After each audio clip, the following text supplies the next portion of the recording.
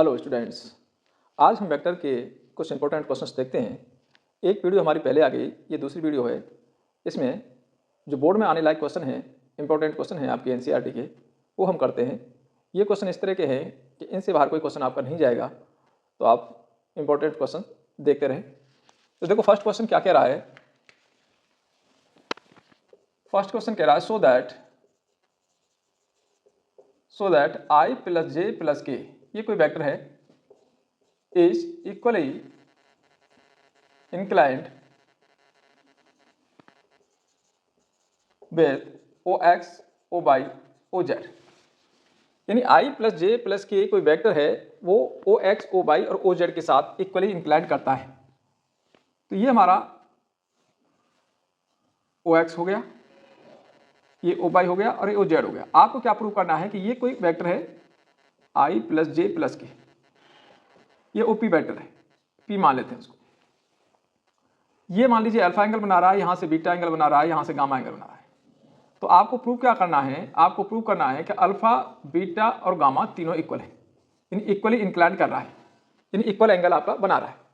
तो हम कैसे करेंगे, हमारे पास जो ओपी वेक्टर दे रखा है वो ये है आई कैप प्लस जे कैप प्लस के कैप।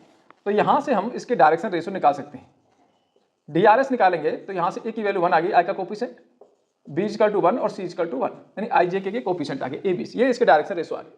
डायरेक्शन रेशो आ गए तो हम इसके डायरेक्शन कोसाइन निकाल सकते हैं। एल कैसे निकालते हैं, a upon under root a square plus b square plus c square. A 1 है और इनके स्क्वायर भी 1 है आपके, ये आ गया 1 upon under root 3। Similarly m equal to b upon under root a square plus b square plus c square, तो ये भी 1 अपॉन रूट 3।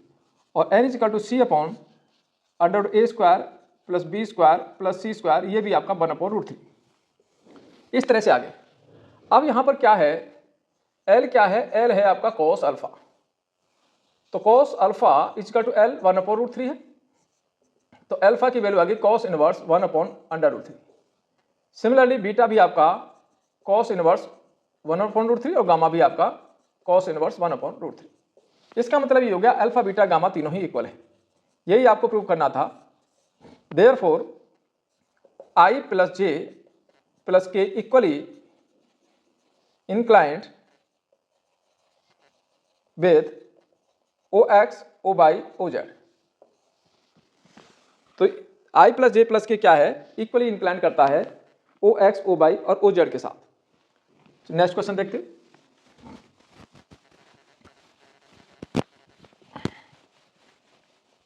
ये क्वेश्चन आपकी एनसीईआरटी में 2 बार दे रखा है, 3D में भी है और वेक्टर में भी है, तो बहुत ही इंपॉर्टेंट क्वेश्चन है ये। दूसरा कह रहा है फाइंड ए वेक्टर, एक वेक्टर फाइंड कीजिए इन the direction of vector, in the direction of vector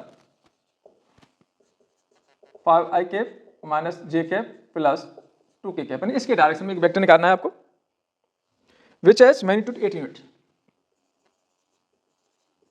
which has magnitude 8 unit, यानी इसका जो मैग्नीट्यूड है वो 8 यूनिट होना चाहिए। तो हम क्या करते हैं,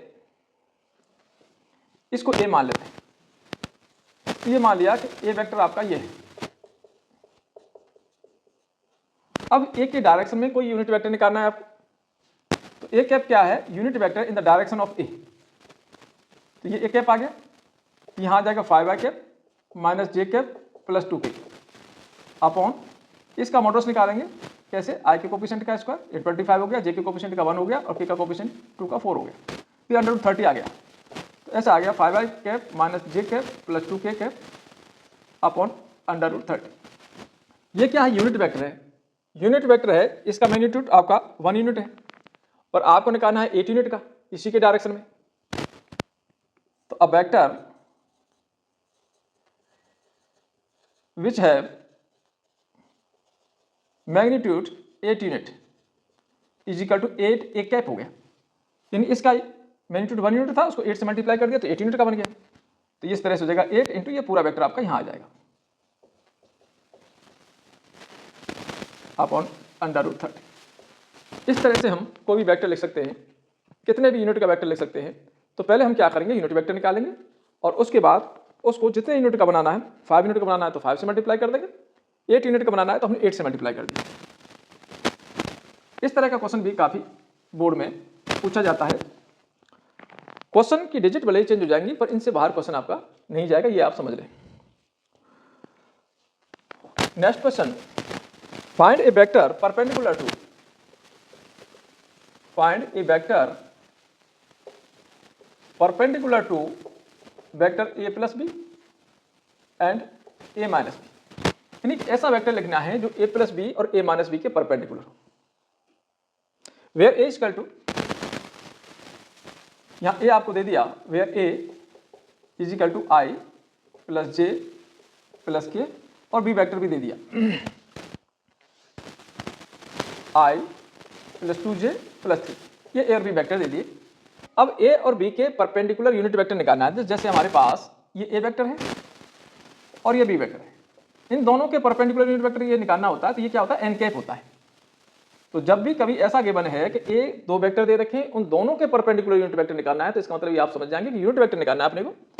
एन कैप क्या होता है, a cross b of magnitude of a cross b, इस तरह से। अब ये कैसा वेक्टर है, ए प्लस बी और ए माइनस बी के परपेंडिकुलर है। ए प्लस बी और ए माइनस बी के perpendicular unit vector n cap हो गया। यहां पर वेक्टर ए प्लस बी है एक और दूसरा ए माइनस बी है, इन दोनों का क्रॉस प्रोडक्ट और नीचे इसका मैग्नीट्यूड।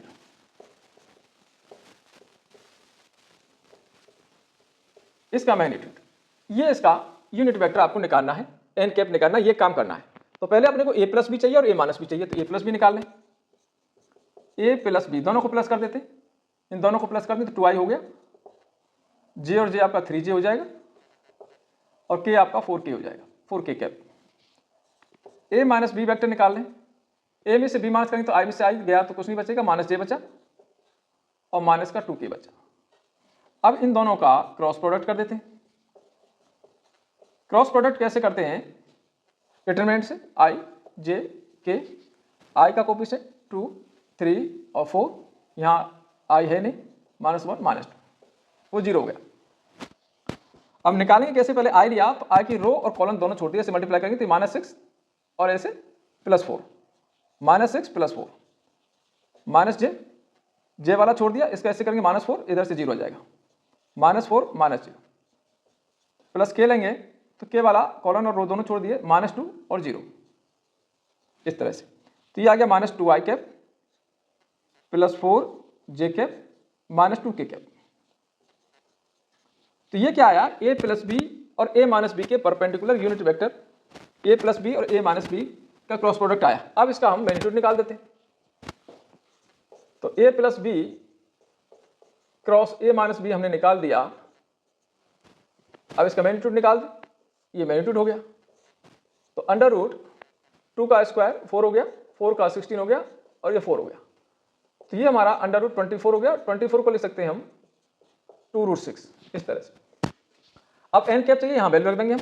तो n cap is equal to, ये आपका ये आ गया, ये रख दिया हमने, -2i cap +4j cap -2k cap upon √2√6, ये हमारा एन कैप आ गया।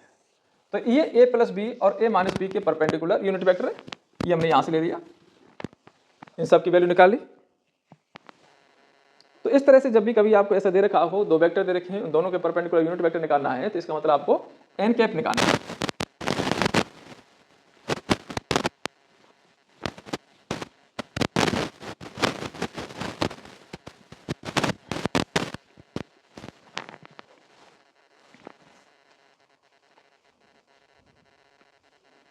Late the vectors a and b such that, दो वेक्टर दे रखे हैं, एक वेक्टर ए दे रखा है, ये 3 है, और दूसरा वेक्टर बी का अमाउंट √2/3 है, मैग्नीट्यूड ऑफ बी दे रखा है, ए और बी दे रखे हैं।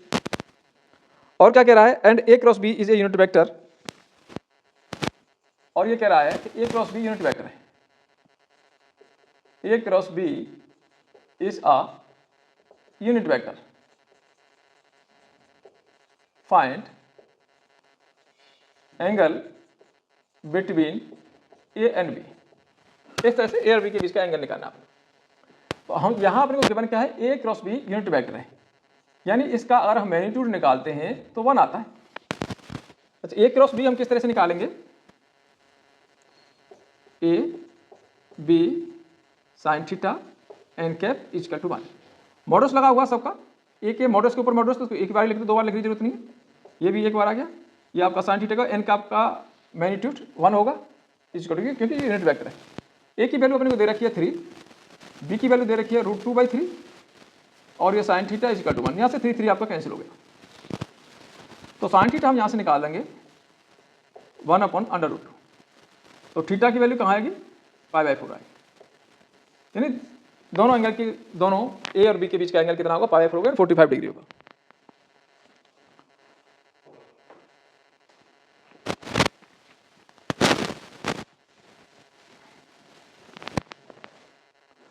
Find the direction cosine of the vector. Find the direction cosine of the vector I plus 2j plus 3k। यानी इसके डायरेक्शन कोसाइन निकालने, तो पहले हम डायरेक्शन रेशो निकाल लें। तो इसके डायरेक्शन रेशोज क्या होंगे, ए यानी आई का कोफिशिएंट होता है वो ए होता है, और जे का कोफिशिएंट बी, और सी हो गया के का कोफिशिएंट 3, ये हमारे ए बी सी हो गए। अब हम एल एम एन निकालेंगे, तो एल इजकल होता है 1/a/√a² plus b² plus c²। ए कितना है 1 का स्क्वायर 1, और इसका 4 हो गया और 9, तो 1/√14। सिमिलरली एम आ जाएगा, इसमें बी आ जाएगा, बी आ जाएगा बी अपॉन, नीचे आपका एक जैसा है, a² plus b² plus c² आएगा, तो 2 अपॉन आ जाएगा √14 हो गया, और n is equal to c upon √a² plus b² plus c²। तो यहाँ c हमारा 3 है और ये √14 है। तो इस तरह से हमारे LMN निकल जाएंगे, यानी डायरेक्शन कोसाइन निकल जाएंगे। तो ये वीडियो आपको कैसी लगी कमेंट में जरूर बताएं। इस तरह की वीडियो आपकी और भी आती रहेंगी। एक वीडियो और बनाएंगे इसमें वेक्टर में, बाकी जो इंपॉर्टेंट क्वेश्चंस हो गए उनकी एक वीडियो और बना देंगे आपको। तो ये आप देखते रहे।